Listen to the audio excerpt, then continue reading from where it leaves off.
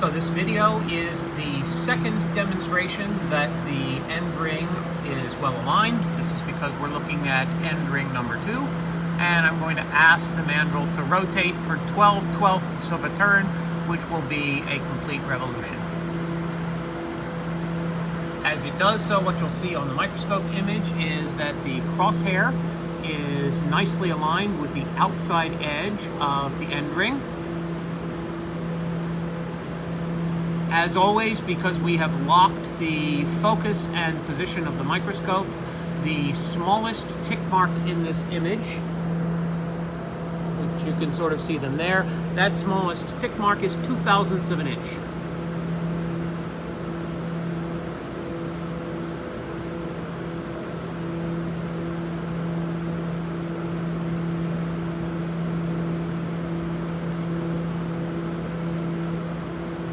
So as we're going along, what you can verify is that the gap between the end ring, which is the gold colored because it has the Aladyne coating, and the axis doesn't vary by much more than a few mils as you go around the azimuth. This is actually partly due to the intrinsic flatness of the end ring itself, and not merely due to the alignment.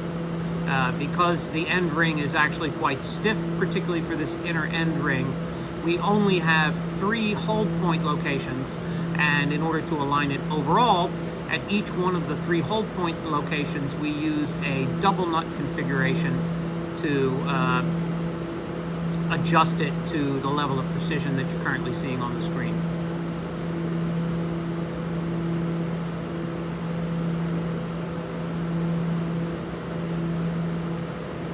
The rotational speed of the motor was set appropriate for the large mandrel, and we haven't messed with the software.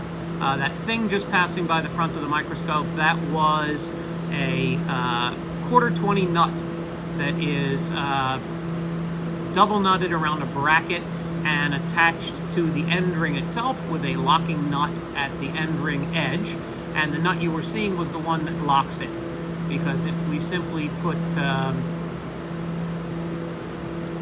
the threaded rod into the hole, that won't be a secure hole. So we put in a hold. So that means we put in a second nut in order to squeeze one thing against the other.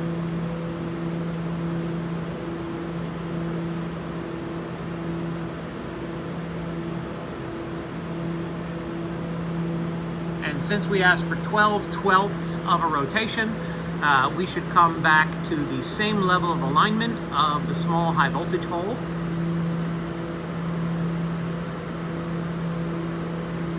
And we have to wait for that one. There's another one of those nuts. That nut is actually tightened and loosened with a 7/16 inch wrench, just to set another version of the scale. And in a moment, we'll see the small holes for the high voltage leads that will terminate the field cage coming into view.